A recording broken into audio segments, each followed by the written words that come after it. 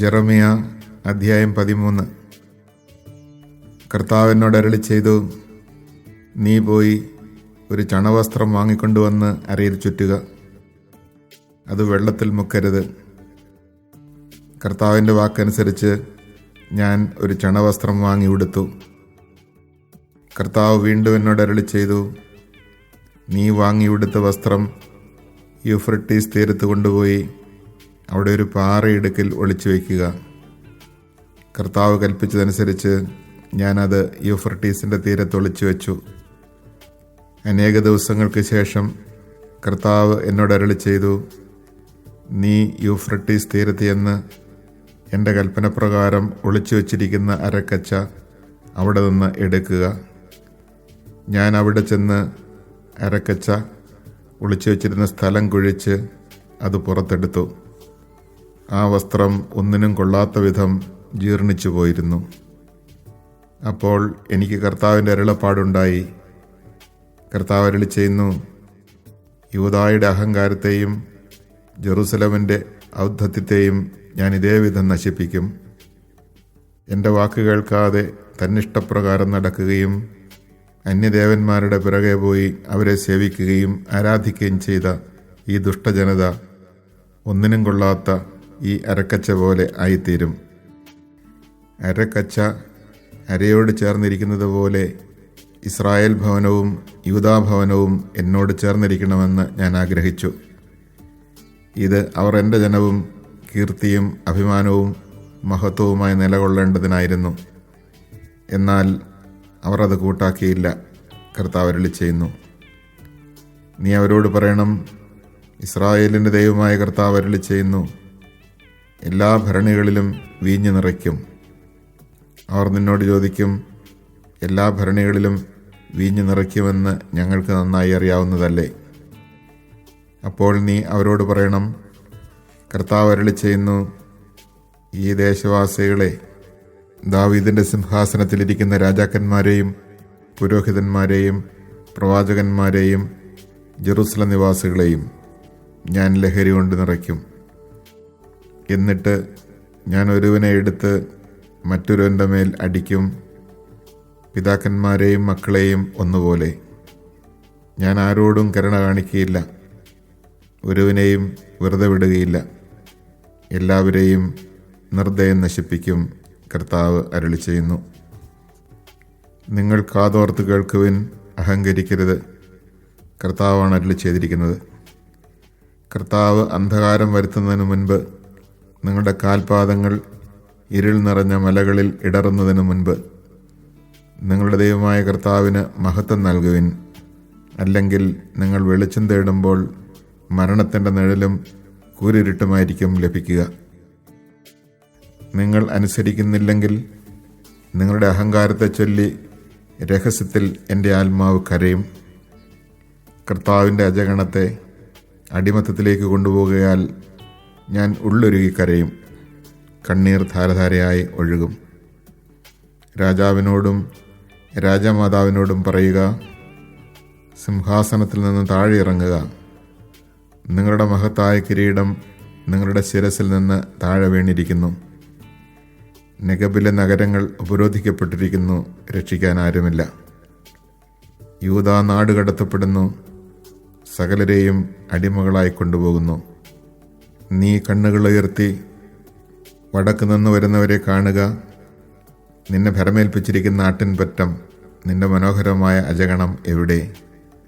സുഹൃത്തുക്കളെന്ന് കരുതിയിരുന്നവർ നിന്നെ തോൽപ്പിച്ച് നിന്റെ മേൽ ഭരണം നടത്തുമ്പോൾ നീ എന്തു പറയും? ഈറ്റുനോവ് എടുത്തവളെ പോലെ നീ വേദനയാൽ പുളയുകയില്ലേ?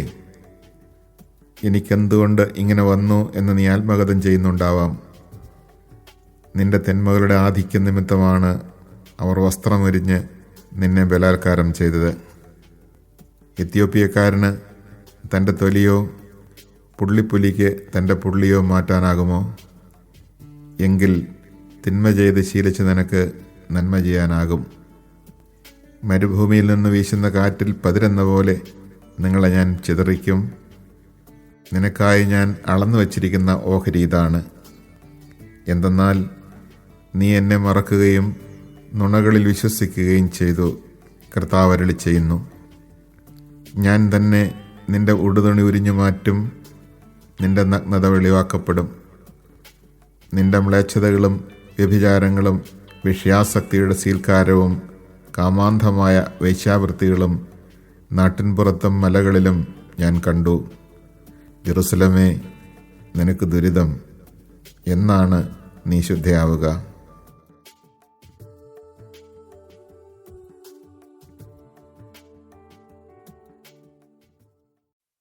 Chapter 13.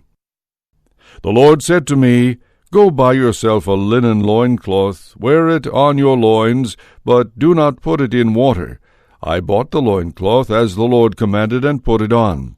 A second time the word of the Lord came to me thus, Take the loincloth which you bought and are wearing, and go now to the Parath. There hide it in a cleft of the rock. Obedient to the Lord's command, I went to the Parath and buried the loincloth.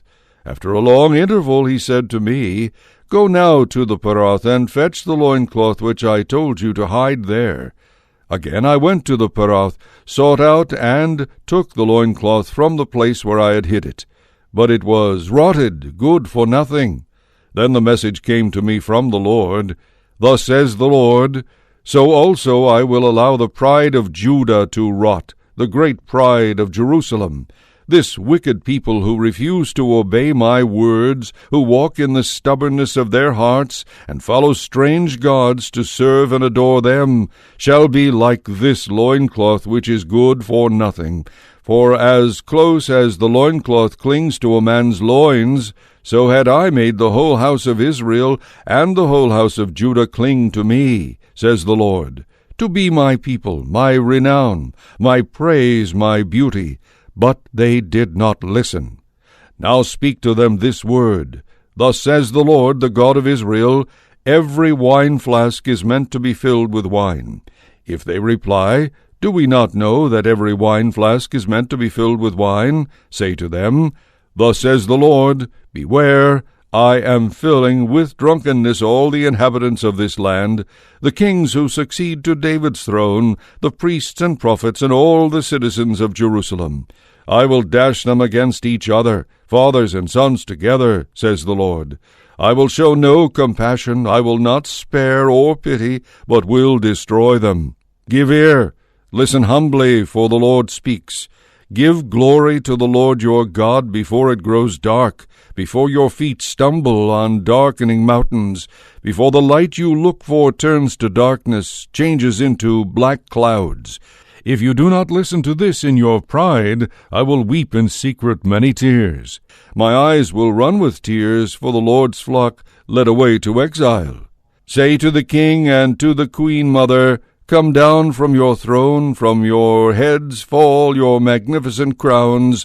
The cities of the Negeb are besieged with no one to relieve them. All Judah is banished in universal exile. Lift up your eyes and see men coming from the north. Where is the flock entrusted to you, the sheep that were your glory? What will you say when they place as rulers over you those whom you taught to be your lovers? Will not pangs seize you like those of a woman giving birth? If you ask in your heart why these things befall you, for your great guilt your skirts are stripped away and you are violated. Can the Ethiopian change his skin, the leopard his spots? As easily would you be able to do good, accustomed to evil as you are. I will scatter them like chaff that flies when the desert wind blows. This is your lot, the portion measured out to you from me, says the Lord, because you have forgotten me, and trusted in the lying idol. I now will strip off your skirts from you, so that your shame will appear. Your adulteries, your neighings, your shameless prostitutions, on the hills and the highlands I see these horrible crimes of yours. Woe to you, Jerusalem! How long will it yet be before you become clean?